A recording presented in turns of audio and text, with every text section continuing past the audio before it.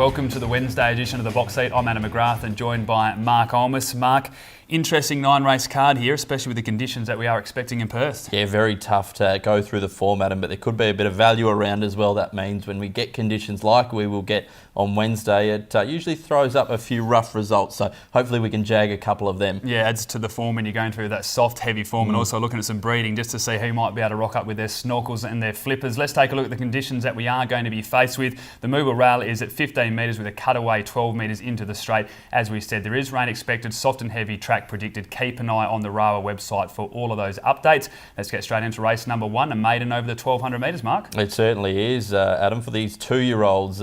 Looks to be some interesting form leading into it and some interesting trial form, but the replay we're going to have a look of is that right, running 4th behind Driftwood Girl.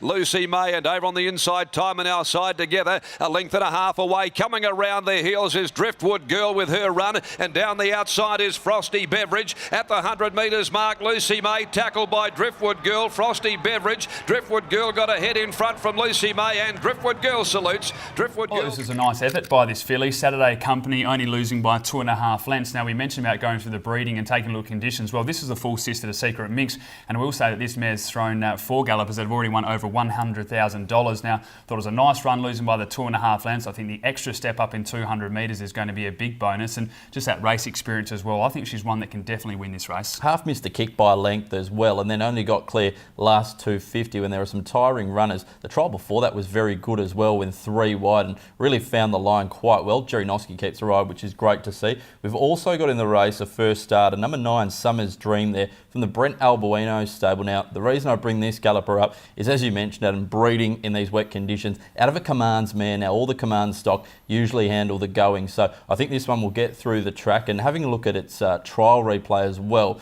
go and check that out because it looks to have a really nice long stride. Looks like it'll get through those conditions quite well. There was a lot of positive, wasn't there? And just cruise through the early stages of the trial. Pat Carberry asked a little bit later the galloper, and it did respond as well. It's one that looks to have plenty of speed in the race, a lot of upside, and it's drawn nicely in this small field. Another nice recent trialer was Thunderstruck for Lindsay Smith. Chris Parnham rides from Barrier 1. I dare say this galloper will lead. Yeah, it's going to be our favourite too, and I think short price favourite. We only have to go back to its first up performance back in debut when it was backed in late. It was at a pretty big price on that occasion, then jumped at $6 because of the support on course. Only lost by 3.5 lengths. They paid $120,000 for this galloper, so they've got a good opinion of it. Good trial, as you mentioned. Chris Parnham on board. Barrier 1, it'll be hard to beat. It's the way that I'm going to tip. Number 6, Thunderstruck. From 5, Is That Right? 3, North Cole, and number 9, Summer's Dream. I'm going with the first starter on top here. Number 9, Summer's Dream. From the 5, Is That Right? 1, Scintillating, and number 2, Dazzling Poet.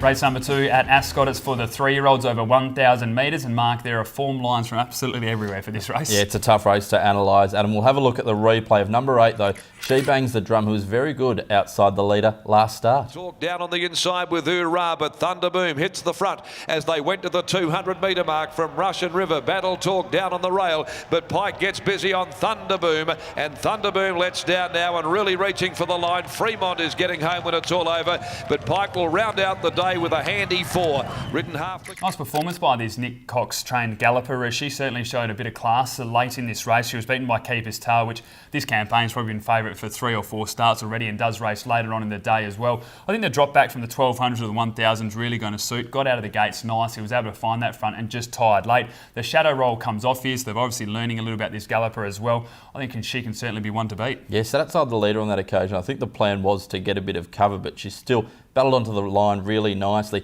You swap runs there with Keeper's Tail. Keeper's Tail was on She Bangs the Drum's back, and if you swap the runs there, I dare say She Bangs the Drum would have gone very, very close to winning. Adam, in the race, we've also got number 2 there, Fair Nikita, the filly by Trade Fair. One thing you know from the Peter and Matt G Dresco train runners, they're going to be tough and fit, which will help in these conditions. Yeah, and I think the big bonus is dropping from the 1400 to the 1000. This is a horse I've always liked around that 1000 to 1200 metres, and you only have to go through the top form lines to see that this galloper certainly has plenty of potential. She does have to carry the 57.5 kilos, but the last time Sean McGrady rode her, she won over the 1200 metres and won by 3 lengths as well. So it was a comprehensive victory against horses that are sort of up and coming and proving themselves. I just like that one with the race experience. 8 starts, I thought she'd be hard to beat. And number 5, Moss Tiara there, having her first start in Western Australia after a campaign in New South Wales. Now, look, did run on in the soft conditions on both of those runs at Kembla Grange and Goulburn. Didn't really go too well, but the recent trials suggest that she's a different filly and has improved, and breeding suggests she should get through the ground. Yeah, exactly right. As you said, I had that highlighted the soft track form, but as you said, breeding might go again, well, in her favour, and I think can certainly run a race. Rob and Todd Harvey have a great knack at just turning some of these horses around that haven't lit up the world in other places, but certainly can improve. Drawn nicely and gets the claim as well from Aaron Mitchell. But I'm going to go with number 2, Fair Nikita. As I said, just the runs are on the board there. From 8, She Bangs a Drum, 7, Secret Smile, and 5, Moss Tiara. I've got the 5 on top, Moss Tiara. From number 7, Secret Smile. 8, She Bangs the Drum, and 4, Conical Peak. Race number 3 at Ascot. It is a maiden over the 1400 metre, full field, and one of those ones that looks pretty tough to find a winner, Mark. It certainly is, but we'll have a look at the Mount Hallowell stud runner there, Nazareth, running second last start behind Bold Success. Bold Success comes to the outside for Smith. He starts to wind it up, but Nazareth is still well clear down to the 250. He shakes him up. He led by 2, Senorita Bonita. Bold Success starts to hit overdrive though. Bold Success coming at Nazareth. At the 100, Nazareth tackled by Bold Success. Bold Success and Nazareth, they'll go to the line. Bold Success. It's a cheeky performance there by Nazareth. I mean, Bold Success was a short price favourite. The trial was really good leading into it, but had to do a lot late to make sure they could catch this at Gelding late down the straight. Now, the step up to the 1400 metres, small question mark for mine, because even though it was a nice run of the 1200, just would have liked to see him maybe stay there, but they're obviously confident this horse will get that ground. I think it's a good form line, that Bold Success run. They peeled away from the rest as well, so it has to be a winning contender in this race. Yeah, one thing I really like is that it will go front and will be the one to catch, which is what you want in these conditions.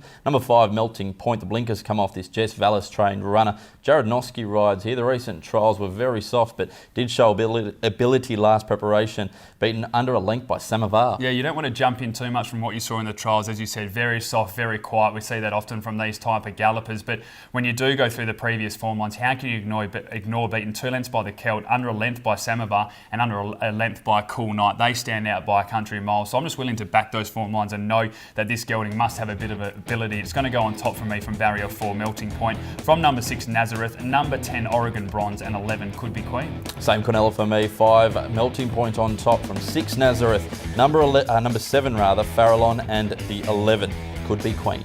Race number 4 at Ascot. It's over the 1500 metres. Now we've got a couple of Saturday gallopers in this race, but there's one from a stable that's in form that is just starting to string a few wins together. Yes, again, Jamie's stable you speak of, Adam. Barzinho. Let's have a look at him. Winning last start, making it 2 in a row. Dane Finn going up near the middle, down at the 250, and Hold Your Tongue in front, led by a length, Light Up the Sky. Dane Finn around the hills, and Barzinho also running on well. Ace's Wish battling away. Hold Your Tongue under hands and heels from Barzinho. Dane Finn, Barzinho, Dane Finn on the inside. Barzinho with its head in front, however, and Barzinho gets the prize. It's a good performance there by Barzinho. There was a lot of speed through the early stages in the race, and Jared Noski had to really rev this guy up, but I love the way that he stretched out later with the 1400 metres to get the job done. The extra 100 metres is going to suit. I think the conditions will suit as well, with a bit of give out of the track. Drawn in barrier 2, they're going to be in a lovely position, and he's got the form on the board at the moment. He's always shown the ability, hasn't he, Adam? And he looks to have turned the corner this preparation. Your on top selection's an interesting one, Adam. Number 5, Paris Dream.